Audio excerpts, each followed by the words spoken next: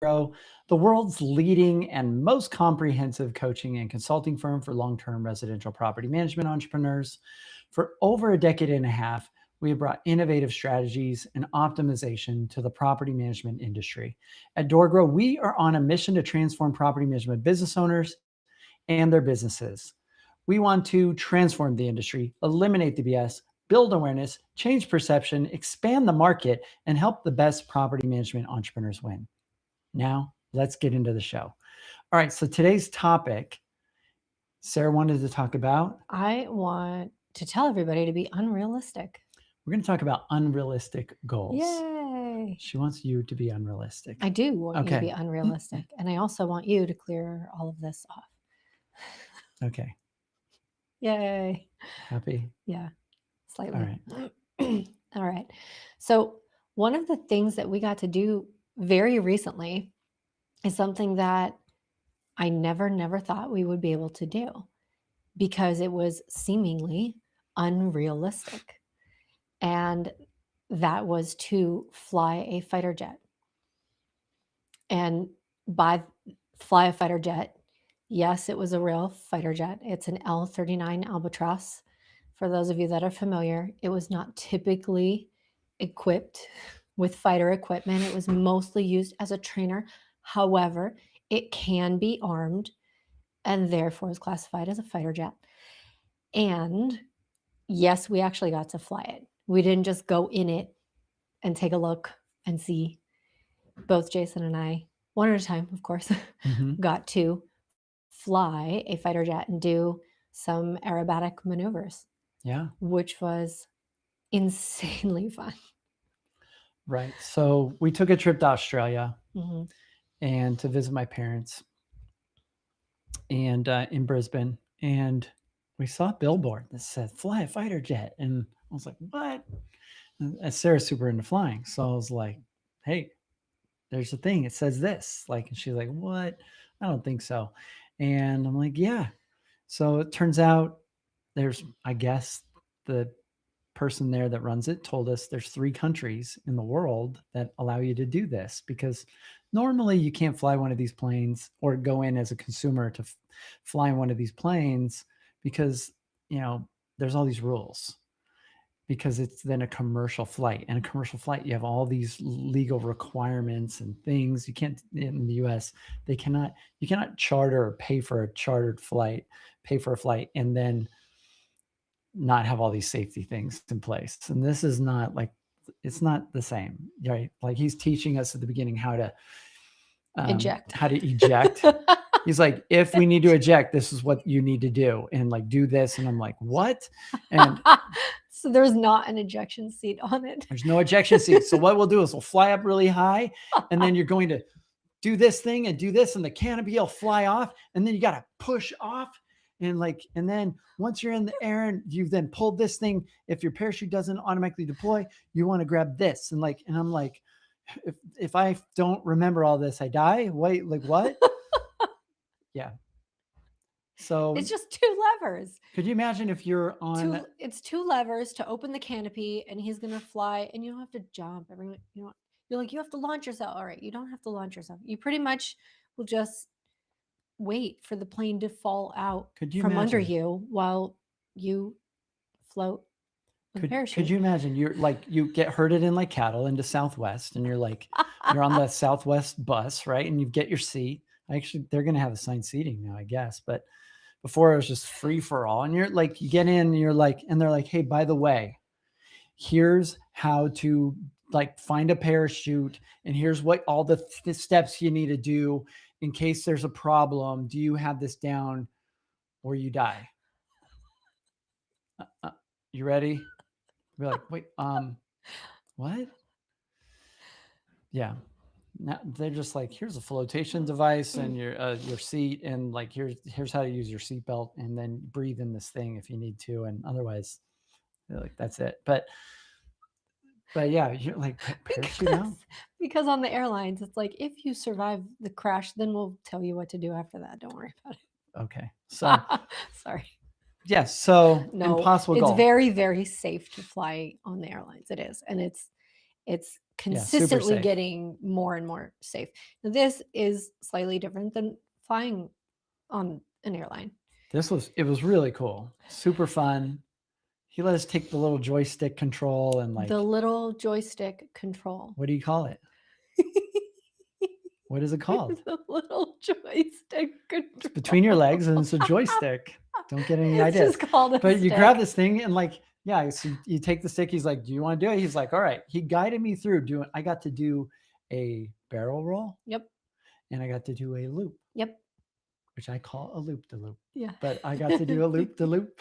And it was crazy. Like I'm like, "Ah," and we got a video like on his DJI camera, like a GoPro, the whole thing was recorded. So there's evidence that I did this, Yeah. right? But yeah, it was The pretty video wild. is amazing too. It really It was is. really wild that we could go do that. And apparently if you spend enough money Yeah. and you're in the right country, you can do maybe anything. I don't know. But There are certain places, upon further research, there are certain places in the US that will let you fly certain jets. And the Albatross is actually the most common out of the ones that you can fly in the US. The problem is Okay. finding someone that will allow you to fly it. oh, that's a bit different. Yes. Like if you get to Yes. control it. Because, yes, exactly. Yeah. And Yeah. sometimes these are owned by private owners. Yeah. So, like, if you know a guy and you go, hey, can you Can you like take me up, And please? they might let you take the They controls. might let you do it, but there's Yeah. also schools. I think there's one, oh, I forgot where it's called, but it's called like Jet Trainer Center or something like that. The Top guy that Gun. runs it is Larry, and they have an Albatross is one of them, but I think they have like 6 different actual jets that you can fly and learn as well, which is really cool. But then Really there's cool. schools, so it's not impossible in the US. It's just there's a few extra hurdles that Okay. you might need to cross. So it's something though that I thought I would never ever get to do. Like when you Mm, look at these crazy jets, yeah. generally, I don't think you look at it and go, yeah, I could fly that one day. Right? Like we went to that air show. Yeah. During any of that point, were you looking at those planes going, yeah, I could fly one of those? Yeah. I wonder what it would take Yeah. to fly one of those. No, I was not No. thinking that. Right, because you just don't usually think that it's possible. You think, oh wow, those are probably owned, and many of them are, by museums or by some sort of club that's funded to keep this thing airworthy and maintained and flying. They probably aren't going to let the public fly it. Okay. So why is it important to have unrealistic goals? Well, I think you should be very unrealistic in your goals, because if you're realistic, if you go, okay, I just want to do things that I know that I can do, then Yeah. it almost takes the fun out of it. Number Right. one. And I think that's for entrepreneurs, that's half the battle. Yeah. Is it fun? What was the journey like? Or Yeah. was it something that you can just go, yeah, I did it, but everybody else can do it too? Where's the fun in that? Yeah. Cyndi Lauper Right? said girls just want to have fun. So we had to make sure she had some fun. Yeah. Guys, we want to have some fun too, right? So it was super cool to be able to do that. I think the way I view this, or the way I've been explaining the idea of unrealistic goals or impossible goals, which we got the idea from Dr. Benjamin Hardy in his book, The Science of Scaling. And we got to hear him talk about this at a mastermind. The idea is that our realistic goals are based on our current limited level of thinking. And so that means our brain already knows how to do it. And it usually is just do what you already know how to do. But because that's not enough, just do more, work harder.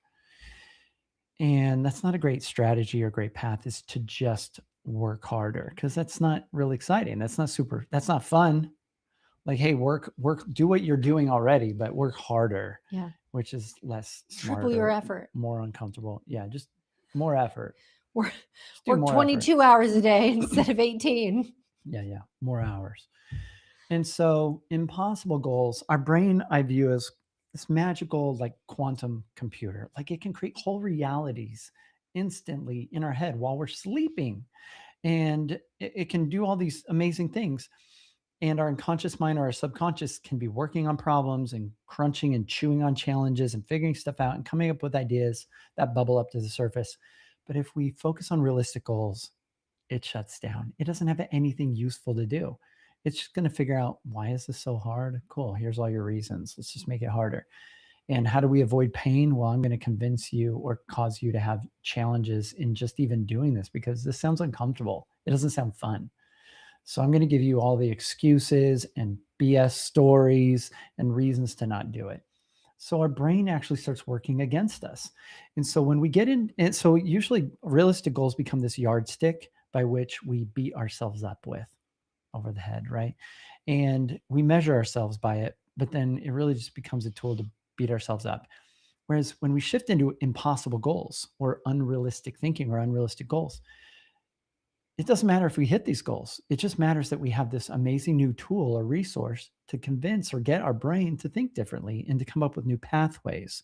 And so our brain becomes this awesome tool to find new pathways or new ways of thinking, and it gets us to think differently. So even if we don't achieve the goal, we're far more likely to get good results because we're thinking outside of our current limitations or the current box.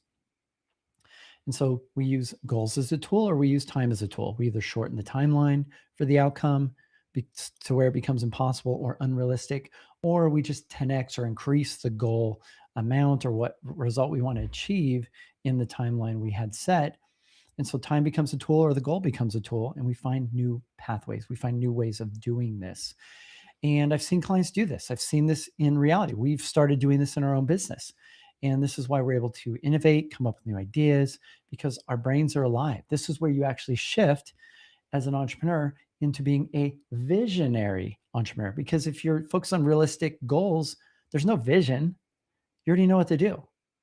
You know it all. You already know what to do. And so you're not focused on anything different or anything new. There's no vision there. And the Bible says where there's no vision, the people perish, right? You got to have some vision. That's leadership. So now you're a visionary, you're a leader. And visionaries and leaders throughout history have always had some sort of goal that everybody said, that's not going to work. That's impossible. Why are you trying so hard? Just focus on something realistic, And the cool thing about these impossible goals is, even if you don't hit it, you're not going to beat yourself up. Like if your goal is 1,000 doors in a year, but you hit 300, are you going to cry like a little baby? No, you're not going to cry. You're going to be like, hey, this is awesome. You're going to be excited. And so you still like, I didn't hit the goal, but I won. But if you have a realistic goal and you're like, I want to get 100 doors this year, then you're going to feel like garbage when you don't hit it, because you're like, it's so realistic. I know I could have done it and I didn't do it. And then you start beating yourself up, and I didn't do it this year, Jason. And I should have signed up with DoorGrow and I just didn't do it. And I would have achieved my realistic goals or maybe some impossible ones. And you drop the ball. You messed up. You should have got with us and we could have helped you out. All right. You messed up. Isn't that from AA Ron? You done messed you done up, messed AA up, Ron. AA Ron. Yeah. Okay. Key and Peele. All right. So here's how to not mess up your maintenance, though, in property management. Oh, okay. That was a segue to our sponsor. It was. You gave me like 3 of them. And Where that's did the we one go I with chose. this? Okay, cool. So, yes. So how do I turn that Oh on? boy. All right. Right over here. Click Oh, wait, right no, here. I got it. All right. So, oh, brother. Yeah, you made me close this. So, because you said it was in the way. It's right on the screen. Because you got to Keep going. All right. Keep going. All right, here we go. This episode is sponsored by Venderoos. So many of you tell us that maintenance is probably the least enjoyable part of being a property manager and definitely the most time consuming. But what if you could cut that workload by up to 85%? That's exactly what Venderoos achieved. They're leveraged cutting edge AI technology. Use that to handle nearly all your maintenance tasks, from initiating work orders and troubleshooting to coordinating with vendors and reporting. This AI doesn't just automate, it becomes your ideal employee, learning your preferences, and executing tasks flawlessly, never needing a day off, never quitting. This frees you up to focus on the critical tasks that really move the needle for your business, whether that's refining operations, expanding your portfolio, or even just taking a well-deserved break. Don't let maintenance drag you down. Step up your property management game with Vendoroo. Visit vendoroo.ai/doorgrow today and make this the last maintenance hire you'll ever need. All right, Ta-da. It was a smooth transition. Smooth operator. cool. I'm leaving this up because I need the No. outro. No, Fine. no, Okay. I can't. Sorry. Well, I said no. So, No. all right. No. Cool. So here's what I was thinking originally, right? Is oh boy. yeah, I know. So when you start to think about the things that you want to do, Uh-huh. you know, when you have that half second where you just dream a little bit, Yeah. and it's almost like Yeah, you get get this idea. transported back in time where when you were a kid and people would ask you, what do you want to do when you grow up? And you can say anything. Yeah. And it doesn't matter what No. you say. You can say anything in the Yeah. world. I'm going to be leader of the free world. Like I I want to be an astronaut. And President people of will the United go, yeah, States. you should be an astronaut. I want to be a doctor Okay. that operates on, I want to be a brain surgeon, right? And people go, yeah, you should do that. That's amazing. That's so great. We need to get back to more of that Okay. in adulthood, though. So now it's like, hey, what do you want to do with your business? And for some reason, instead of this outlandish, unrealistic, seemingly impossible, crazy thing where it's like, you know what? I want to take over an entire state, or I want to dominate the entire market, or you know what? Actually, I think what I want to do is I want to get so big that I purchase all of my competitors and all of the slumlords' properties and I turn them around. And then I completely eliminate bad property managers and slumlords in my market. And I'm going to do that. Yeah. Man, that's exciting. But we don't allow ourselves to do that anymore as adults because we're so nervous about, oh, but can I do that? And what will other people think about it? And, you know, will people believe that I can do that if I say this crazy thing? Do you think that it would have been crazy for me to tell people, hey, one day I'm going to go fly a fighter jet? Yeah, people would have laughed at me. They would have been like, yeah, sure you are. Sure. Okay, Sarah. Sure. So here's my current goal. And it's not a new goal. It's on the list, but it's definitely staying on the list. My goal is to fly a Boeing 737 without being an airline pilot. I don't want to work for the airlines. So if I went to the airlines, that would be really easy. It's like, oh, okay. I mean, it's not that hard, right? Because you're choosing a path that you know is going to get you there. Okay. I don't want to work for the airlines, but I really want to fly a Boeing 737. So without working for the airlines, that seems pretty much impossible. And in fact, I have shared this online on social media, and pilots are telling me that it's impossible. They're like, yeah, good luck. You'll never be able to do that unless you work for the airlines, or you could go fly a simulator. Why don't you just be happy with the simulator? So when we share these crazy goals, and people go, you can't do that. That's never going to happen. Are you insane? Like, who do you think you are? That's my favorite one. I'm like, you don't even know who I am, right? Who do you think you are? You can't do that. I'm like, Mr. Big Stuff. Watch me. Just watch. So for me, like, that's fuel. For other people, it's so crushing. For other people, when people, you know, have this huge goal and they're like, oh, I'm so excited about this, I'm going to do this. And other people nay on that. And they go, no, you can't do that. Let's keep you down here. Let's keep you small. I don't know. You're dreaming too big. Like, it's not going to happen for you. Sometimes that feels really crushing and it takes the wind right out of your sails. And then you go, you know what? Maybe they're right. I shouldn't even try. Yeah. Okay. So you can either use it as fuel if you're somebody like me who likes to prove people wrong, then that's great fuel. If that doesn't fuel you, then you need to be very selective with who you tell your goals to. Yeah. So if you know that, hey, I'm going to say this thing. And the first second that I get pushback or questions or doubt or people who are just fearful and not as confident as I am in my dream and in my belief, and that's going to shake me. And that's maybe not going to help me pursue this goal. That's going to deter me and bring me down, slow me down. Mm, Yeah, then you need to be very selective with who you're sharing that goal with. yeah. And sometimes you have people around you that are really supportive, and sometimes you don't. Yeah. So the message in this is one, have those have the goals that just seem like they are impossible. Like Sarah, there is not a way to fly a Boeing unless you work at the airlines. And I laugh at it. It when I see people personally, when I see people commenting like that, I go, "Oh, that that is a cue to me. It tells me how small their vision is." Mm. Their thinking is limited. Yeah. So Yeah. it's once you're on the other side of it, once you see something, you can't unsee it.